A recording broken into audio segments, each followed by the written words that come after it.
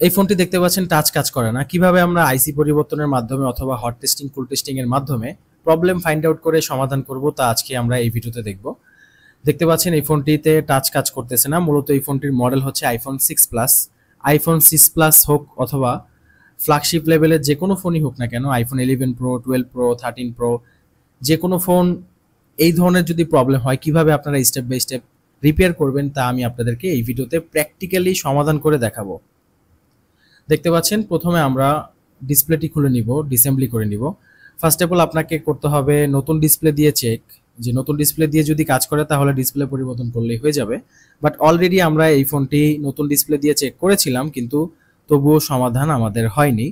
তাই আমাদের ফোনটি আমরা এখান থেকে ডিসেম্বল করার পর আমরা প্রথমে আপনাদেরকে ডায়াগ্রাম সম্পর্কে ধারণা দিব যে এই ফোনটার টাচ প্রবলেম কোন কোন সেকশন থেকে হতে পারে।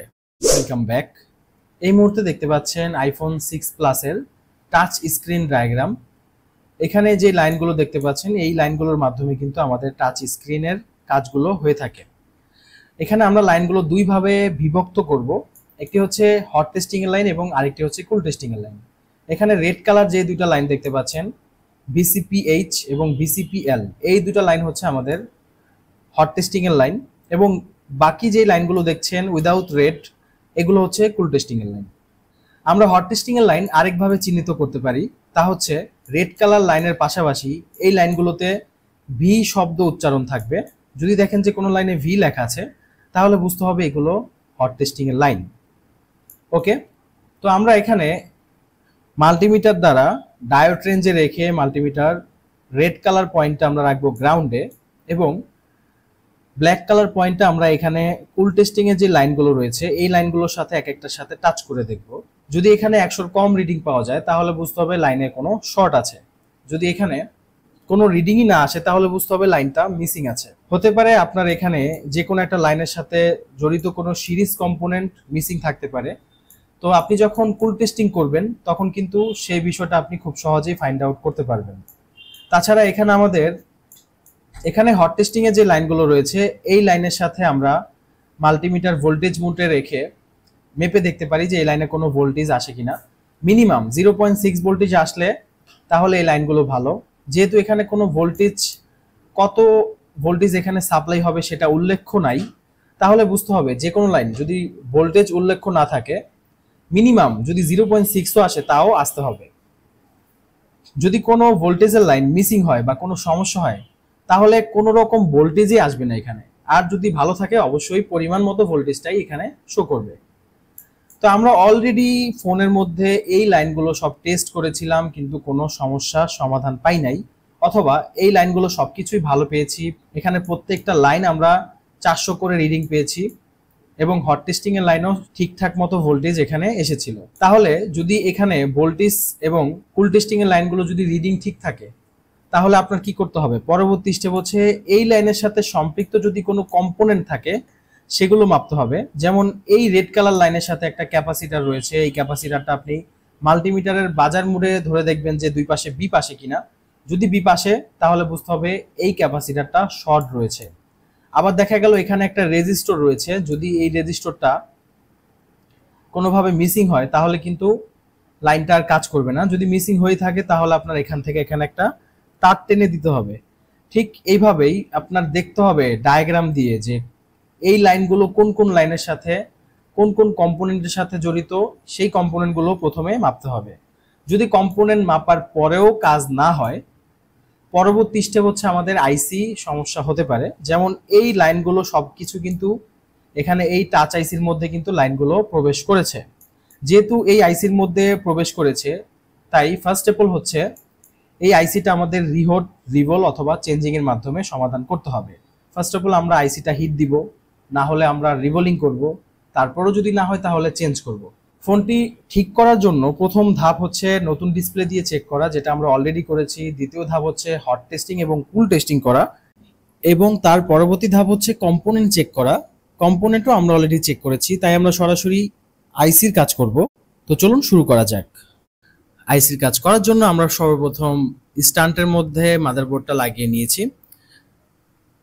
এখন আমরা সরাসরি এখানে কিছু হিটসিং টেপ লাগিয়ে দিব যাতে আইসিটা প্রোটেকশন হিসাবে থাকে, আশেপাশের আইসি যেন ড্যামেজ না হয়। ওকে, দুই পাশে দুইটা পয়সা দিয়ে দিব যাতে আমাদের হিটটা প্রুফ থাকে, অন্যান্য কোনো জায়গায় যেন ক্ষতিগ্রস্ত না হয়। আমাদের হট এয়ার গানে এখন আমরা হিট রাখবো হচ্ছে 350 এবং হাওয়া দিব 7-এ রাখলেই হবে, মানে ফুল হাওয়া থেকে একটু কম।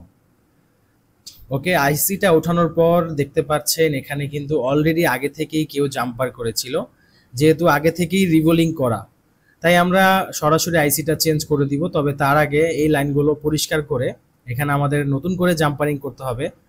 ইতিপূর্বে যে লাইনটা জাম্পারিং করা ছিল সেটা একটু উঁচু টাইপের ছিল, হয়তো তার কারণে লাইনটা ওকে হয়নি, অথবা আইসি ড্যামেজ হওয়ার কারণে লাইনটা ওকে হয়নি।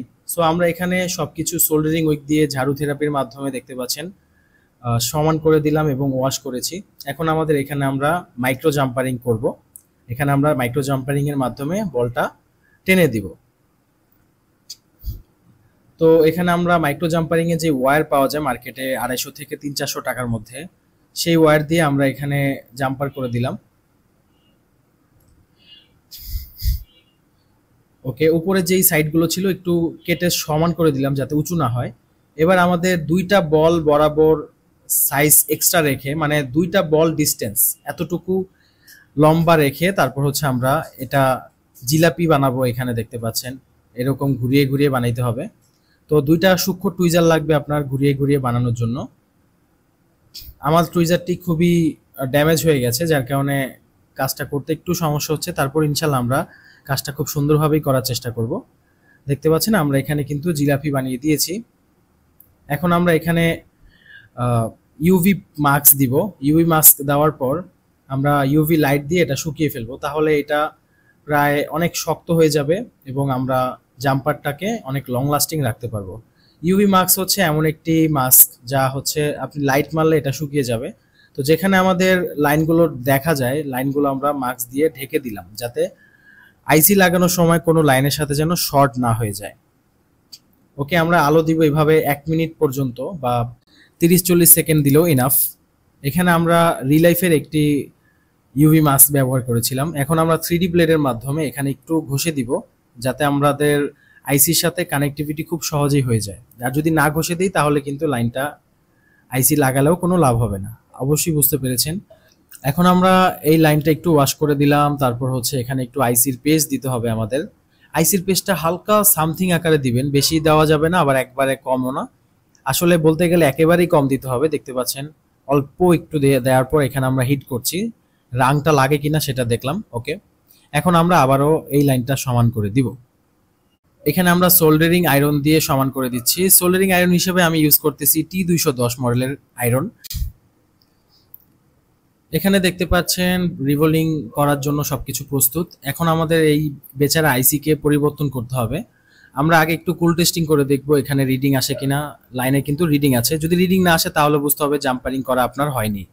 এখন আমরা একটি নতুন আইসি এখানে বসিয়ে দিব। যেহেতু আগের আইসিটি অনেকবার অত্যাচার করা হয়েছে এর উপর, আগে একজন রিভোলিং করে দেখিয়েছিল, যার কারণে আমরা নতুন করে একটি নতুন আইসি পরিবর্তন করে দিব। এখানে একটু হালকা পেস্ট দিয়ে আমরা হিট দিয়ে পেস্টটা ছড়িয়ে দিচ্ছি। দেন হচ্ছে আমরা আইসিটা নস পয়েন্ট মিলিয়ে যেভাবে আইসিটা ছিল ঠিক সেভাবে আমরা এখানে বসিয়ে দিচ্ছি। বসানোর পর এখানে আমাদের হাওয়া কমিয়ে হিট দিতে হবে। হাওয়া রাখতে হবে 2 অথবা 3-এ এবং হটগানের হিট রাখতে হবে 340 পর্যন্ত।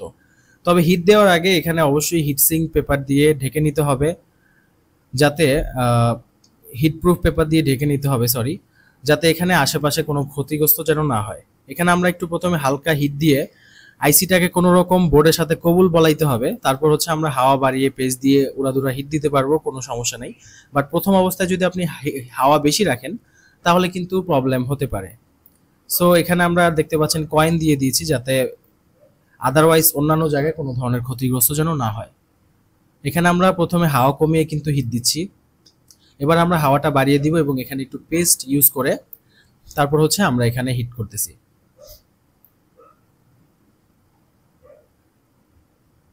ওকে, হিট করার পরে পর্যাপ্ত পরিমাণ হিট হওয়ার পরে যখন দেখবেন আশেপাশের রাংগুলো গলে গেছে তখন জাস্ট একটু করে ধাক্কা দিয়ে দিবেন। এমনভাবে ধাক্কা দেওয়া যাবে না যাতে টেকনাফ থেকে তেঁতুলিয়া চলে যায়। ওকে, আমাদের আইসিটি লাগানো কমপ্লিট। এখন আমরা বোর্ডের সাথে ফিটিংস করে চেক করে দেখবো আমাদের ফোনের সমস্যা সমাধান হয়েছে কিনা।